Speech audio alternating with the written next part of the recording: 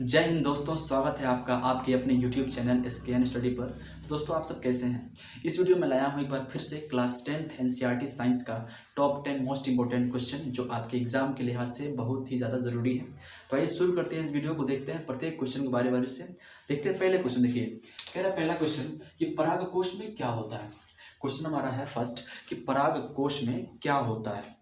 तो सबसे पहले आपको जानना जरूरी है कि परागकोश क्या होता है। अगर आपने नहीं पढ़ा है तो परागकोश बेसिकली क्या होता है। परागकोश होता है जो पुष्प होता है ना, फूल होता है। फूल का आप जानते हैं कि फूल में प्रजनन अंग होता है, नर भाग होता है, मादा भाग होता है। ठीक है, तो फूल में जो होता है नर प्रजनन अंग, ठीक है, जिसको बोलते हैं पुमंग, उसी पुमंग का पार्ट है क्या, तो ये परागकोश। ठीक है, अब पूछ रहा है क्वेश्चन में कि परागकोश में क्या होता है।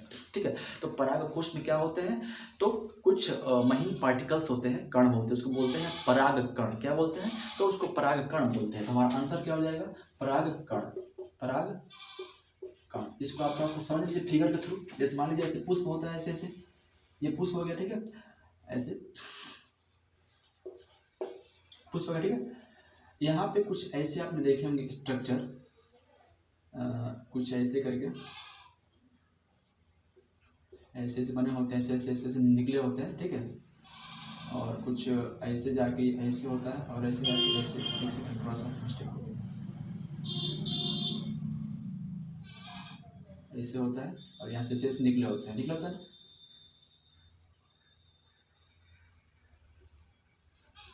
ठीक है, तो ये वाला जो निकला है ना, ये वाला पार्ट, ये वाला, इसको अगर हम ये वाला इतना, अगर इसको एक को हम निकालें तो ऐसे ऐसे आएगा, दिखेगा ऐसे, दिखेगा ना ऐसे। तो ये पूरा एक ही जो है ना, ये यही उसका पुष्प का नर प्रजनन अंग है। इसको बोलेंगे पूरे को एक साथ बोलेंगे हम पुमंग। क्या बोलेंगे, तो पुमंग बोलेंगे। अब देखिए, अब जो यहाँ से इस दिख रहा है ना, ये परागकोश है। ये वाला दिख रहा है गोला वाला, ये परागकोश है, और नीचे वाला ये पुंकेसर है। और परागकोश के अंदर, मतलब अगर इसको बड़ा कर, इसको अगर हम जूम करें ऐसे इतना बड़ा, तो इसके अंदर कुछ पार्टिकल्स पाए जाएंगे। ठीक है, पार्टिकल्स, इन्हीं पार्टिकल्स को बोलते हैं परागकण। क्या बोलते हैं, परागकण। बस समझ गए।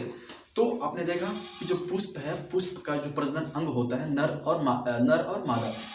आप देख सकते हैं ये वाला, यहाँ से इतना ऐसे करके, इतना वाला जो पार्ट है ना, ये वाला हम ऐसे बनाए हैं, सुराही की तरह ऐसे करके है, ये वाला मादा पार्ट है। ठीक है, और बाकी जो इसके साइड वैसे लगे हुए हैं वो सब नर भाग है। ठीक है, तो देखिए ये हो गया मादा प्रजनन अंग और ये हो गया नर प्रजनन अंग। तो हम नर में दिखा दिए उसके तीन पार्ट कौन कौन। पहला तो देखिए यहाँ पे है, तो जो गोलका है, जो बड़ा सा जो कोश है वो क्या है, परागकोश है। दूसरा, इसके अंदर क्या भरे हैं, जो पार्टिकल्स है, इसको हम बड़ा कर दिए तो यहाँ पार्टिकल्स जो भरे हैं इसके अंदर वो क्या है, परागकण है। और ये वाला जो डंटी दिख रहा है इतना बड़ा, इसको बोलते हैं एंथर। ये क्या है, पुंकेसर। ठीक है, समझ के बात को। चलते हैं क्वेश्चन नंबर हम सेकेंड पे। तो क्वेश्चन नंबर सेकेंड कह रहा है कि वृक्क की जो वृक्क होता है, वृक्क क्या समझते हैं, उसका मतलब वृक्क मतलब होता है किडनी। ठीक है, तो वृक्क की रचनात्मक और क्रियात्मक इकाई को क्या कहते हैं। ठीक है, यानी जो वृक्क में जो बेसिकली जो चीज़ काम करता है, ठीक है, पूरे वृक्क के अंदर जो बेसिकली चीज़ जो काम करता है, जो बिल्कुल काम लायक है, उससे वो रहेगा तभी काम होगा वृक्क का। ठीक है, तो वो क्या है, उसका नाम क्या है, कह रहा है क्रियात्मक, मतलब वो वही फंक्शन करता है, वही काम करता है, और उसी की तरफ बना होता है वो चीज़, उससे उसकी रचना हुई होती है वृक्क की। तो बताइए उसका नाम क्या है, तो उसका नाम है नेफ्रॉन। क्या नाम है उसका, नेफ्रॉन नाम है, नेफ्रॉन। दोस्तों, आप देखे होंगे जो ये रीढ़ की हड्डी होती है पीछे बैक साइड में, उसके मतलब थोड़ा सा हमारे अंदर ही, बाहर नहीं। ठीक है, ऐसे थोड़ा दोनों साइड में लगे होते हैं, ये किडनी लगी होती है। ठीक है, किडनी वृक्क लगा होता है। वृक्क जैसे होता है सेम के बीच के आकार, कैसे होता है, ऐसे ऐसे होता है। ठीक है, तो एक जोड़ा होता है प्रत्येक मनुष्य में, क्या होता है, एक जोड़ा वृक्क होता है।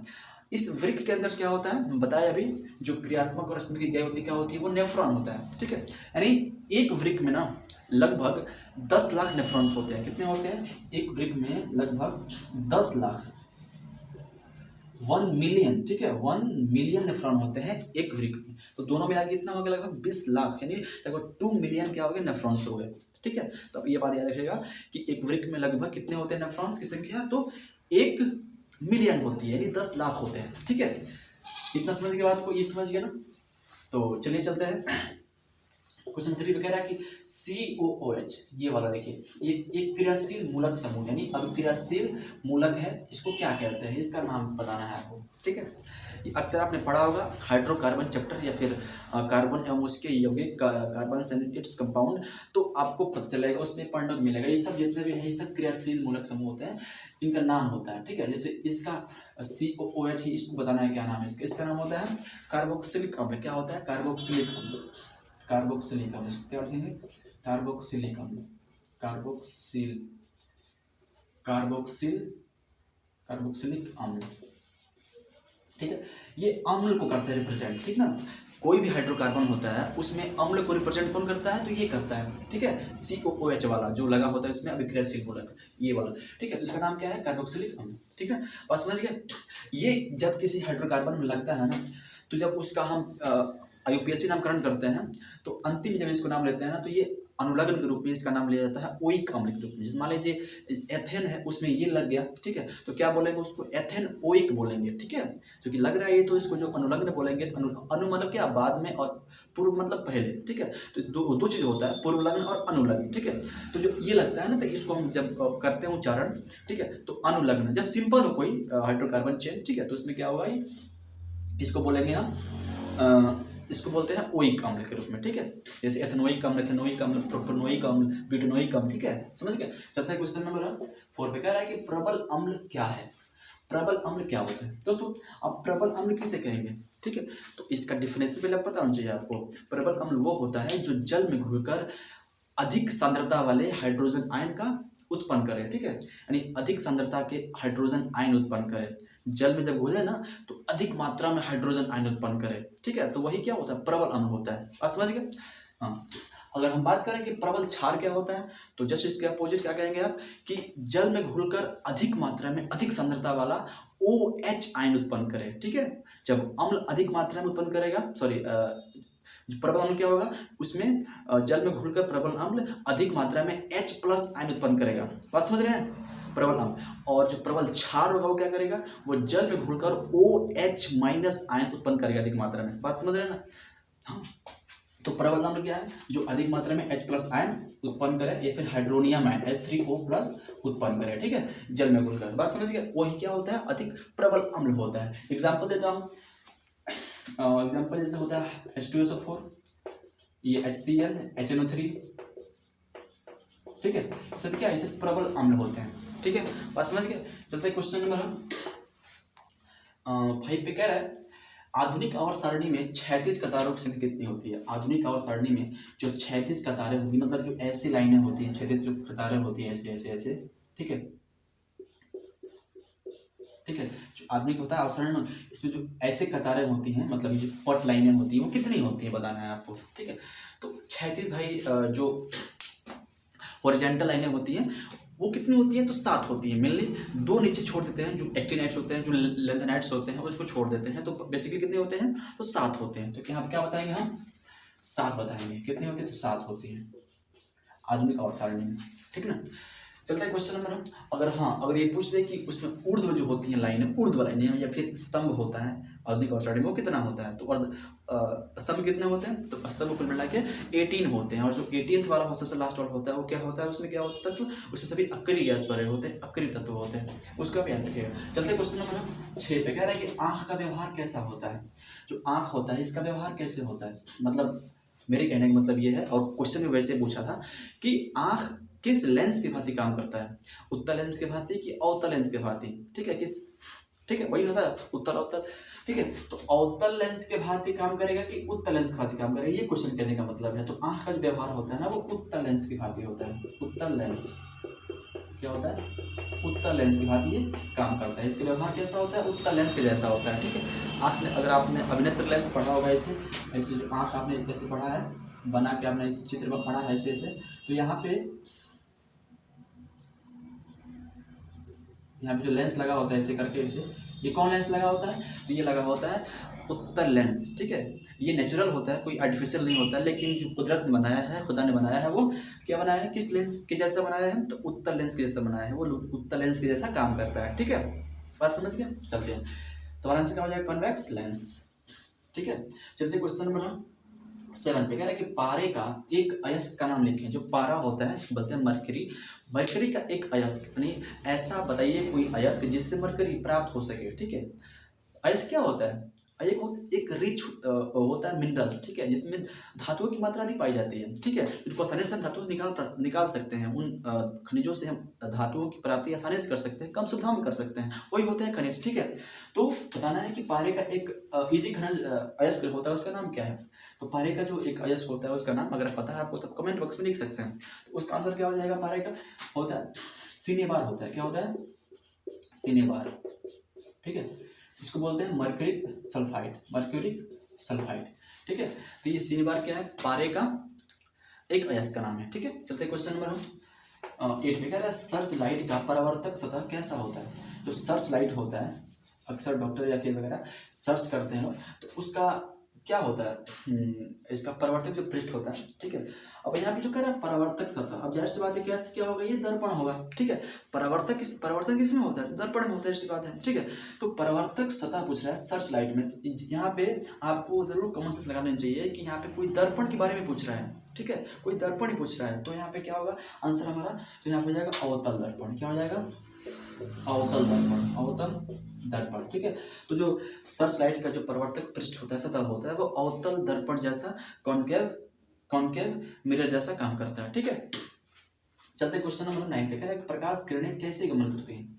जो प्रकाश किरणें होती हैं, जो सन जो लाइट का जो रेज होता है वो कैसा गमन करता है, यानी वो टेढ़ा मेढ़ा चलता है, जिग चलता है, या फिर सीधी चलता है, स्ट्रेट चलता है। तो बताना है आपको क्या होगा, इसका आंसर होगा। तो आप कैसे उसको बताएंगे, जब आप किसी ऑब्जेक्ट पे, किसी अपारदर्शी ऑब्जेक्ट पे जब आप लाइट डालेंगे, ठीक है, तो मान लीजिए यहाँ से आप, ये टॉर्च है, यहाँ से आप लाइट डाल रहे हैं इस पे, इस अपारदर्शी ऑब्जेक्ट पे, वस्तु पे, ठीक है।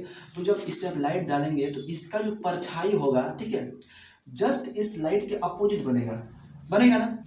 जब इस टॉर्च जलाएंगे आप, अगर इस वस्तु का, इस ऑब्जेक्ट का परछाई, इसका छाया, इसका शैडो इसके जस्ट अपोजिट इसी की दिशा में बनता है, तो हम क्या समझ रहे हैं कि ये जो लाइट है वो स्ट्रेट है, स्ट्रेट गमन करती है।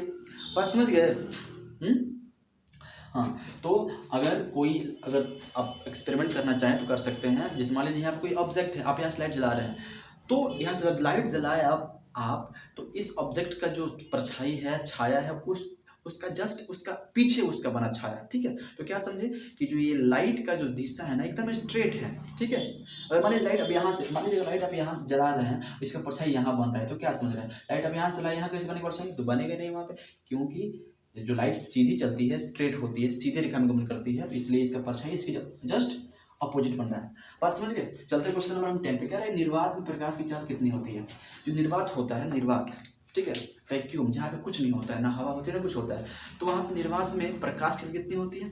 तो निर्वात में होती है, प्रकाश का पता होना चाहिए आपको, किलोमीटर में और मीटर पर सेकंड में, मतलब km पर सेकंड और मीटर पर सेकंड आपको पता होना चाहिए कितनी होती है। तो अगर हम मीटर में निकालें तो 3 × 10⁸ मीटर पर सेकंड होता है। ये स्पीड ऑफ लाइट होती है, स्पीड ऑफ लाइट, ठीक है। ये मीटर पर सेकंड में इतनी होती है, यानी 3 लाख होता है, 3 लाख मीटर पर सेकंड। पास में रहे यहाँ पे 3 लाख हो रहा है क्या, नहीं 3 लाख नहीं होगा, देखिए कितना होगा यहाँ पे 3, इसमें लगा दीजिए 8 0, 1 2 3 4 5 6 7 8, इकाई, दहाई, सैकड़ा, हजार, 10,000, लाख, 10 लाख, करोड़, 10 करोड़, 30 करोड़ मीटर पर सेकंड होती है, ठीक है। अगर हम बात करें किलोमीटर में तो कितना होगा, तब होगा 3 लाख किलोमीटर पर सेकंड। इसको ऐसे लिखेंगे हम, किसे, तो 3 × 10⁵ किलोमीटर पर सेकंड। बात समझ गए, क्या समझे, यानी जो होती है, कहने का मतलब जो यहाँ पे लाइट की जो स्पीड होती है वो कितनी होती है, वो अगर हम बात करें मीटर पर सेकंड में कितनी होती है, तो 30 करोड़ मीटर पर सेकंड होती है, 30 करोड़ मीटर पर सेकंड होती है। अगर हम बात करें किलोमीटर में तो 3 लाख किलोमीटर पर सेकंड होती है, 3 × 10⁵ km पर सेकंड, ठीक है। अगर ऐसे लिखना हो तो 3 × 10⁸ मीटर पर सेकंड। इसको आप क्या कहेंगे बताइए, खुद ही बताइए। 3 × 10⁸ है तो 3 पर 8 भी 0 होगा ना, तो अब जब मिलाएंगे तो कितना 30 करोड़ हो रहा है कि नहीं हो रहा है, तो 30 करोड़ मीटर पर सेकंड होगा ये, ठीक है। अगर उसको बताएंगे किलोमीटर में तो यहाँ 3 में 0 हटा देंगे, फिर हो जाएगा किलोमीटर में, और ये कितना हो रहा है, इकाई, दहाई, सैकड़ा, हजार, 10,000, लाख, तो 3 लाख नहीं हुआ, 3 लाख किलोमीटर पर सेकंड, ठीक है। इस तरीके से समझ गए। तो ये है सभी 10 क्वेश्चंस का सॉल्यूशंस। तो कैसा लगा वीडियो आपको, अगर अच्छा लगा तो प्लीज़ वीडियो को लाइक करिएगा और इसको अपने दोस्तों में शेयर करिएगा। ठीक है। अगर आप इस वीडियो को देख रहे हैं पहली बार तो इसको सब्सक्राइब कर लीजिए चैनल को और बेल घंटे प्रेस कर लीजिएगा। ठीक है, मिलते हैं फिर नेक्स्ट वीडियो में, तब तक के धन्यवाद, थैंक यू वेरी मच, जय हिंद जय भारत।